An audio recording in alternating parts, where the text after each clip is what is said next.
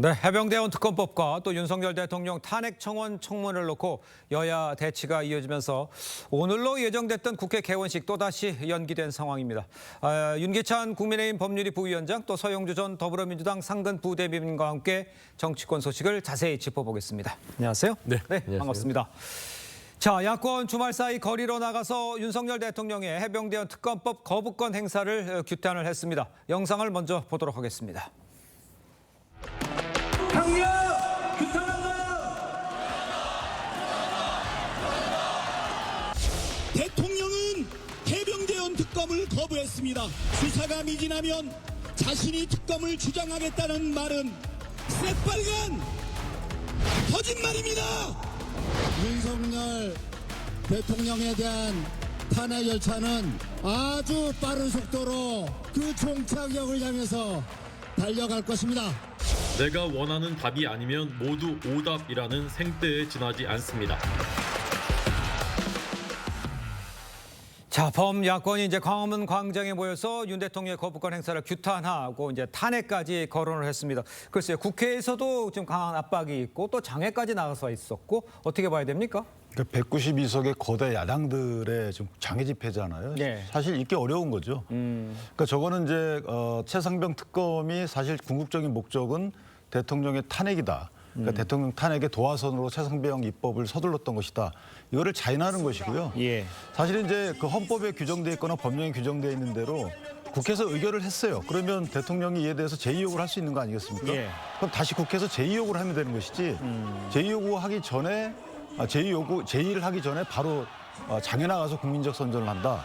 저는 이게 완벽한 특검법의 목적이 진상규명이 아니고 대통령 탄핵에 있다. 이것을 자인한 것이라고. 목표가 대통령 탄핵에 있는 것을 자인한 것이다라는 말씀을 해주셨어요. 민주당은 장애 투쟁에 이어서 해병대원 특검법 입법 청문회 증인으로 출석했던 이종섭 전 장관 등 6명을 고발하겠다 이런 방침까지 내놨습니다. 대통령 탄핵을 위한 수순을 밟고 있는 건지에 대한 답하고 그다음에 이종섭 증인 채택 요 관계까지 같이 좀 답변을 해주십시오. 그러니까 이 최병 특검 자체가 대통령을 탄핵을 한다. 그렇게 주장하는 바도 참 어불성설 같아요. 네. 뭐가 그리 떳떳하지 못하죠? 최병 특검을 받으면 탄핵당하나요? 탄핵당할 만한 일을 하셨나요? 라고 국민들은 묻고 있는 것이죠. 네. 그러니까 이 그 정부 여당과 윤석열 대통령 용산에서 이토록 특검법에 대해서 거부를 계속하는 거, 자신과 이제는 자신의 배우자까지 관련이 돼 있다는 부분들이 하나둘씩 밝혀지기 시작합니다. 예. 이걸 놔두면 좋을까요? 제 생각에는요, 이 정국과 안정을 위해서도 본인이 떳떳하다면 특검을 받고 그 부분에 대해서 정치적 책임을 야당에 물으면 될 거 아닙니까? 예. 저는 이런 부분에 있어서는 너무 국정혼란에 대해서 무책임하다라고 말씀을 드리고 나머지 뭐 증인들에 대한 고발은 법률과 어떤 여러 가지 절차에 따라서 예. 국회에서 이렇게 출석 요청을 하면 나와야죠. 예. 그런데 왜 이분들은 거부를 하는 것인지 저는 분명히 그렇습니다. 본인을 위해서나 나라를 위해서 국정의 혼란을 바로잡기 위해서는 최병 특검 그렇게 받기 어려운 것인지 스스로 좀 물어봤으면 좋겠다. 예. 그런 말씀 드립니다. 아니 근데 무조건 받지 않으면 그게 죄를 자인하는 거다 이런 식의 논리라는 것은요 이 일반 형사 절차에서도 있어서는 안 될 겁니다. 두 번째는 그러니까 최병 특검의 목적이 진상규명이잖아요. 그 진상규명 하고 있잖아요. 예. 첫 번째는 그 순직 원인에 대해서는 이제 경북경찰청 1차 수사 결과를 내놨기 때문에 이건 거의 다 다퉈보면 되는 거고 그다음에 외압 의혹에 대해서는 이제 공수처에 수사를 하고 있기 때문에 이게 진상규명을 안 하고 있는 게 아니에요. 그럼에도 불구하고 특검을 지속적으로 요구하는 거고 또 하나 이전에 말씀드렸지만 이게 작년도에 고소고발을 한 이후에 2일 뒤에 특검 발의를 했어요. 그러니까 이 자체가 이제 저희 정쟁력이라는 거고요. 네. 또는 안 나간 사람들에 대해서 아니 증언 거부한 사람들에 대해서 고발한다는 거는 증언 거부권이 명시돼 있어요.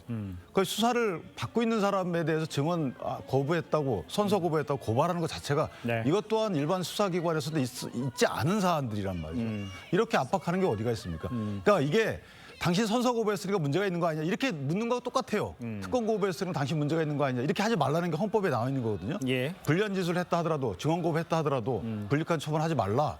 왜 국회에서 불리한 처분하고 헌법 위반합니까? 그러니까 이런 식의 여론몰이도 안 되는 거고 예. 자 저거를 고발한다 하더라도 수사기관에서 저걸 처벌하지 않을 거지만 저는 모든 고발 등의 조치조차도 특검을 추동하기 위한 특검 추동을 통해서 대통령 탄핵을 위한 도화선을 불붙이는 행위다. 이렇게 알겠습니다. 저도 예. 다시 한 번 말씀드리면 특검을 거부하는 자가 범인이라고 한 것은 국민의힘이고 윤석열 대통령입니다. 예. 본인이 뱉은 말을 왜 본인에게는 그렇게 적용하지 않죠?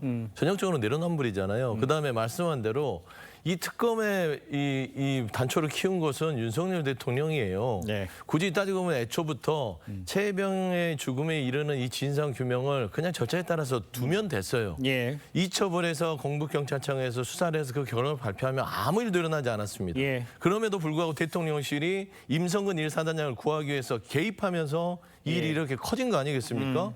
저는 그 부분에 대해서 명백하게 왜 개입을 했는지 예. 어떤 사람이 관련이 돼 있는지 털고 나가야 돼요. 알겠습니다. 예. 이 부분과 관련해서는 뭐 이쪽에서는 떳떳하면은 당장 나와서 특검 받는 것이 맞다라고 얘기를 해주시는 것 같고요. 윤기찬 변호사님께 같은 경우는 이것이 절차상에도 문제가 있었고 이 앞으로 이 특검이 진행이 되면 결국은 대통령 탄핵으로 가려는 도화선을 만드는 거 아니냐 이렇게 양쪽의 주장이 엇갈리고 있다는 말씀을 제가 정리를 해서 드리겠습니다. 그런데 지금 민주당 일각에서요. 해병대 특검법이 재표결에서 부결될 경우에 대해서 대안으로 상설특검법을 검토하자 이런 목소리가 나오고 있어요. 이거는 어떻게 보세요? 일단 대통령이 그냥 묻지마 거부권을 행사하는 마당에 예. 뭐 말이 안 통하잖아요. 그러면 저희도 법률로서 대응해야 된다. 그러니까 자꾸 제정된 특검법을 보내면 대통령이 거기에 대해서 양심상 예. 최소한 국민들과 많은 국정의 안정을 위해서는 받을 줄 알았더니 예. 계속 그냥 거부해버리는 거예요. 그러면 법에 이미 돼 있는 네네. 2014년도에 된 걸로 알고 있는데요.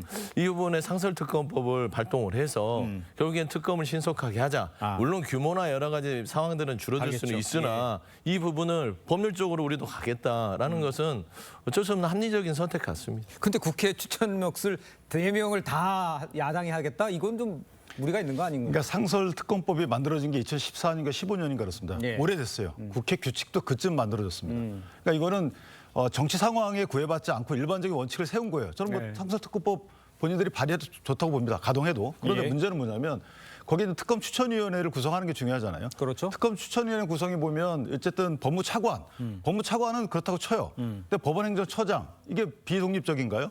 정치적 중립성이 없나요? 그리고 대한변호사협회장 이분들도 일단 당연직으로 들어갑니다. 추천위원회. 그다음에 국회에서 4명을 추천하게 돼 있어요. 근데 4명 추천이 규칙에 따라서 법령에서 위임한 규칙에서 보면 제1원내교섭단체가 2명, 제2원내교섭이 2명. 그러니까 이게 선거에 불문하고 1원내, 2원내 이렇게 정해놓은 거예요. 추상적으로 정해놓은 거예요. 이거를 정치 상황이나 본인들 목적에 따라서 이번에 와가지고 이거를 고치겠다는 겁니다. 민주당 등이 다 4명 다 추천하게끔. 네. 아니, 그러니까 정치적 중립성을 담보 못하는 경우에 이런 특검을 하자라고 해서 상설특검법을 만들었는데 그 정치적 중립성을 더 담보 못하게 규칙을 바꾼다는 거예요.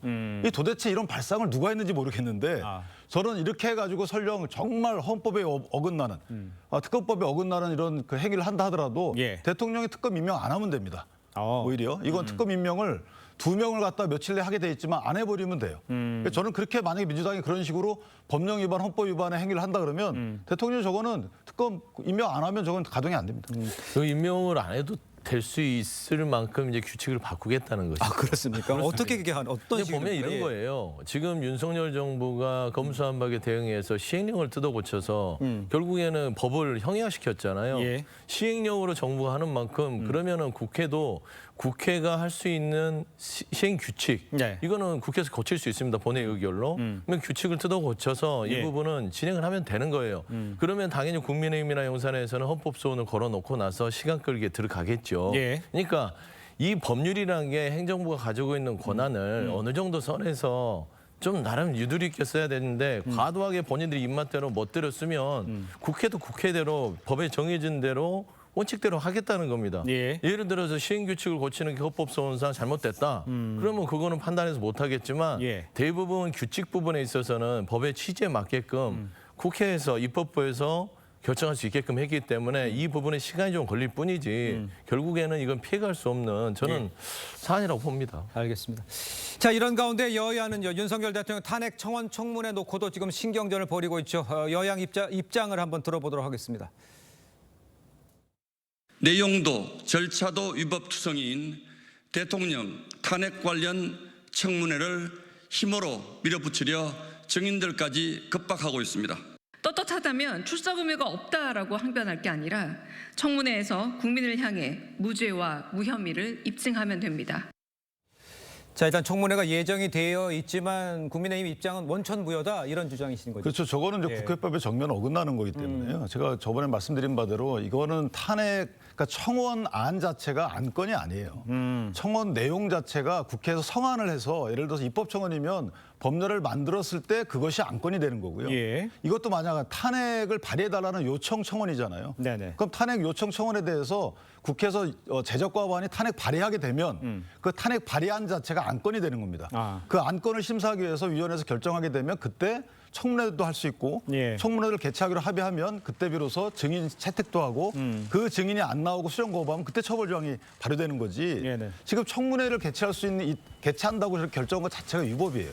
그래서 저는 그 청문회 자체가 위법이기 때문에 그 청문회를 관련한 여러 가지 증인 채택 모든 게 다 위법입니다. 저는 그래서 이 부분은 따를 의무도 없고 따라서도 안 된다고 생각합니다. 그러니까 위법이라고는 뭐 한다고 얘기하지만 민주당에서는 그냥 강행할 입장인 거죠. 그냥 간다는 거잖아요. 저는 청문회. 위법의 여부를 판단을 받아보려고 국민님이 여기에 대해서 권한쟁의 심판을 했죠. 그렇죠. 근데 이거는 법원에서 판단해 줄 거 아닙니까? 그렇기 때문에 저는 대부분 권한쟁의에서는 벗어나지 않아요. 위법성이 없고요. 네네. 기본적으로 이거는 위원회에서 의결사항으로 진행할 수 있는 부분인데 예. 결국엔 이거는 징계를 하자는 게 아니라 결국에는 청원이 130만에 달하는 국민들이 요청을 했으니 예. 사실을 확인하자는 겁니다. 그러면은 사실을 확인하려면 관련자들을 불러서 물어봐야 될 거 아닙니까? 예. 그래서 이 사실을 바탕으로 말하자면 이게 타당성이 있는 청원인가 라는 것을 볼 것이고 예. 거기에 대한 보고서를 소위에서 검토한 다음에 상임위의 전체 의결을 통해서 보내려고 하는 그 과정 중에 하나일 뿐인데 예. 벌써부터 뭐가 떳떳하지 못해서 안 나온다는 것이죠. 나와서 그냥 정말로 이거 아무 일도 아닌데 이거는 과도한 일이다라고 본인들이 항변할 수 있는 자리 아니겠습니까? 예. 그러니까 이 자체가 도망 다니는 거예요. 그 이상 그 이하는 뭐 판단할 방법이 없습니다. 제가 간단히 한 말씀을 드리면 자 그렇게 이 일반인들이잖아요. 어떻게 보면 전공과 연관된 사람들이지만 그렇게 떳떳하다면 그럼 돈봉투 받은 분들 얼른 출석하세요. 조사 받으세요. 아니 돈봉투 받았다고 의혹을 받은 사람들이 난 떳떳하다가 안 나가시잖아요. 그럼 민주당의 논리대로 하면 그분들부터 출석시켜서 조사받고 그다음에 일반 국민들도 그에 따라서 조사받아라. 이렇게 모범을 보이세요. 알겠습니다. 진짜 여야가 아주 뜨겁게 이제 맞서고 있는 상황인데 어떻게 될지 좀 지켜봐야 할 것 같습니다. 자, 다음으로 국민의힘 소식도 짚어볼게요. 당 선관위와 윤리위 잇따라 경고에도 당권 주자 간 신경전 정말 거셉니다. 원희룡, 나경원, 윤상현 의원 한 후보의 소위 이제 사천 논란 제기하면서 공세를 이어갔는데 한 후보는 흑색선전이다, 마타도어다, 이 당원들의 지지를 얻기 힘들다 이렇게 거리를 두고 있습니다. 지금 이 시점, 이 상황까지 온 거는 어떻게 평가를 하십니까, 지금? 그러니까 이게 사천이다, 밀실공천이다 이렇게 네이밍한 거에 대한 한 후보 측의 문제 제기는 이름 또 뭐 타다운 면도 없지 않아 있어요. 예. 근데 이제 그걸 바꿔 말하면 그 당시에 비례공천이라는 것은 전략적으로 해야 되는 것이거든요. 예. 그러니까 특정 직역을 대표해서 그 직역분을 공천함으로써 특정 직역의 지지를 이끌어낸다든가 그러니까 국민한테 이런 분을 공천했으니까 국민적 지지를 호소한다든가 이런 전략이 숨어 있어야 된다. 그런데 그런 전략이 안 보이는 공천이 보였다. 이런 취지의 아마 나경원 의원과 원희룡 후보 측에서는 공세인 것 같아요. 그러니까요. 그렇다면 거기에 대해서 한 후보 측도 이런 취지로 공천을 한 거다라고 일단 해명을 해야 되는 거죠. 예를 들면 김혜지 의원 같은 경우는 연속 2번의 비례공천을 받았잖아요. 그렇죠. 물론 훌륭한 분입니다. 예. 근데 비례공천은 개인적 훌륭함만 갖고 공천하는 게 아니거든요. 그 공천에 따른 전략이 일단 엿보여야 되는데 그럼 어떤 전략을 공천을 한 것이냐에 대해서 돌려묻는 거예요. 그렇다면 그런 개개의 사안의 모든 걸 다 할 수는 없지만 이런 비전을 갖고 이런 전략을 갖고 공천한 것이다. 이 정도의 해명은 한 후보 측에 해줘야 되는 게 아닌가 싶습니다. 그러니까 흑색선전이다, 마타도어로 이렇게 단박평으로 막을 것이 아니라 좀 얘기되는 것을 좀 설명을 필 필요가 있다. 그렇죠. 이렇게 뭐 그러니까 밀실공천, 사천 이거는 사실은 전체를 다 매도하는 걸 수가 있잖아요. 그러니까 예. 그런 것보다는 개개 공천행위에 대해서 이거 전략이 안 보인다. 이런 전략이 뭔지에 대해서 묻는 정도의 공세가 적당하지 않을까 싶습니다. 알겠습니다. 자, 이런 가운데 이제 전대 막판의 변수로 이제 나경원, 원희룡 후보의 단일화 가능성이 지금 떠오르고 있습니다. 그러니까 두 번째 이제 2차 경선에서 이제 상황이 바뀔 수 있다는 걸 이제 전제로 두고 이런 얘기가 나오고 있는 거겠죠. 두 후보 서로 본인을 도우라면서 신경전을 벌이는 모습인데 전대가 치러지기 전에 단일화 가능성 밖에서 봤을 때는 어떻습니까? 아니 단일화 가능성이 없지는 않을 것 같아요. 그래요? 왜냐면은 그 용산에서 보낸 원희룡 후보 자체가 선전을 좀 했으면 결국엔 결선 투표까지 가려는 어떤 전체적인 틀이었던 것 같거든요. 근데 힘을 발휘하지 못하니까 결국엔 원희룡 후보의 이 추락세를 지금이라도 차단하고 두 후보 간의 단일화를 통해서 한번 맞서는 게 어떻겠지 하는 전략들을 내세우는 것 같은데 제가 객관적으로 봐서는요. 지금 현재는 1+1이 2가 되기는 어려운 상황 같습니다. 그럴 바에는 서로 간에 각자 뛰고 나서 그냥 나름대로 유종의미를 거두는 게 낫지 여기서 단일화가 되면 서로 간에 나름 중진 의원들이잖아요. 여기서 면을 구기게 되거든요. 그래서 저는 지금 단일화 부분들을 통해서 뭔가 돌파구를 찾으려고 하지만 서로 간에 이득이 없다. 예를 들어서 원희룡 후보 자체가 치고 나가고 나경원 후보도 치고 나갈 때 서로 간에 단일화의 시너지가 나오지만 지금 현재는 둘이 합쳐봐야 그게 0이 될 수도 있는 상황이거든요. 그 표가 뭐 한동훈 후보한테 갈 수 있고 윤상현 후보한테 갈 수 있는 상황이기 때문에 저는 단일화는 뭐 실익이 없다고 판단할 것 같은데 저는 전체적으로 봤을 때 국민의힘에서 지금 사천 논란, 밀실 논란 이런 이 공천에 대해서 얘기할 때 보면 누워서 침은 뱉을 수 있으나 누워서 하늘에다가 오물을 뿌리는 그런 격이거든요. 그러면 국민의힘의 공천이 이번 총선에서 완전히 시스템이 없었다는 소리잖아요. 그러면 스스로 당에 대해서 이미지를 깎아먹으면서 지금 선거를 하는 건데 과연 이게 도움이 될 것인지 스스로들 공격 포인트를 잘 생각했으면 좋겠습니다. 알겠습니다. 국민의힘의 그 전당대회를 아주 신랄하게 비판해 주신 것 같은데 글쎄요. 결선 투표는 뭐 변호사께 보시기에서는 가능성이 있습니까? 어떻게 두 분 누가 양보를 할 수도 있을까요? 제 상황에서. 결선 투표 전까지는 그러니까 나경원 후보나 원희룡 후보나 윤상현 후보 중에 일단 양보하는 사람은 없을 겁니다. 그 양보도 바람직해 보이지 않아요. 만약에 결선 투표를 가고자 한다면. 왜냐하면 일단은 당원들의 표심은 저희가 확인할 수는 없지만 어쨌든 여론조사상 나타나는 여러 수치로 볼 때 지금 한동훈 후보의 1차 과반 저지도 굉장히 어려운 상황이거든요. 그렇다면 둘이 합쳐가지고 1.5가 된다면 그거는 결선전에 단일화하는 의미가 없는 거고요. 따라서 저는 결선 투표를 가고자 하는 세 후보의 의견이 합치한다 그러면 단일화 논의는 지금 진행되기 어려운 게 아닌가 이렇게 생각합니다. 알겠습니다. 자, 민주당 소식도 좀 짚어보겠습니다. 민주당에서요. 원내에서 이 전현희, 민영배 의원들 7명의 의원이 또 원내에서는 정봉주 후보가 본선 경선의 최고위원이죠. 나선 상황입니다. 글쎄요. 그 이성윤 의원 빼고는 좀 대체로 원내에 있는 분이 당선이 됐어요. 최고위원 그 경선 상황을 어떻게 보면 좋겠습니까? 일단 저는 이제 보는 어떤 결과치를 생각해 보니까 인지도 순으로 뽑힌 것 같습니다. 그러니까 물론 이제 현역이냐 비현역이냐 이것보다는 주로 많이 언론에 노출이 되거나 당내에서 스피커로서 큰 역할을 했던 사람들이 좀 선출이 된 공산이 큰 것 같고요. 일단 이제 1차 컷오프기 때문에 8명의 후보들이 이제는 이제 진검승부를 벌이는 거 아니겠습니까? 최고위원들은요. 여기에서는 이제 당원들의 지지를 누가 많이 받느냐 그리고 이재명 대표와 누가 더 친밀도가 높느냐 정도의 어떤 변수들이 어떤 이 5명으로 압축되는 과정들이 되지 않을까 그렇게 봅니다. 그렇군요. 자, 그런데요. 이 전 대표 같은 경우에는 연임을 도전하면서 들고 나온 이 종부세 재검토, 또 금투세 시행 추가 유예 이렇게 이제 중도층을 공략하는 모습으로 좀 비춰지고 있습니다. 글쎄요, 이제 김두관 후보를 비롯해서는 이제 친문 진영에서는 정체성을 훼손한 일이다 이렇게 제동을 걸고 있어요.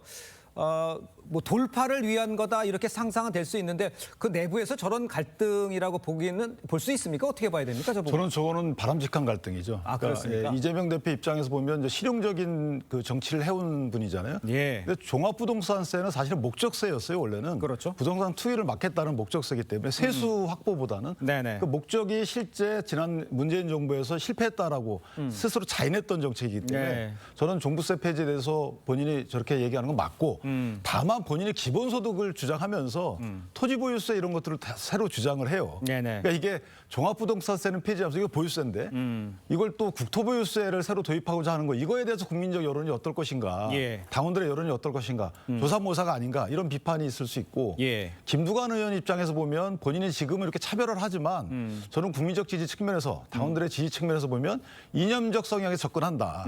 그래서 저거는 조금 각을 너무 지는 게 김두관 의원의 득표 전략에서는 마이너스가 아닐까라는 생각이 듭니다. 최고위원들이 나와서 친명 마케팅 한다는 얘기 많이 하잖아요. 그런데 이재명 대표가 친국민, 친민주당이다. 이게 친명이다. 이렇게 얘기를 했어요. 네. 이거를 어떻게 생각하세요?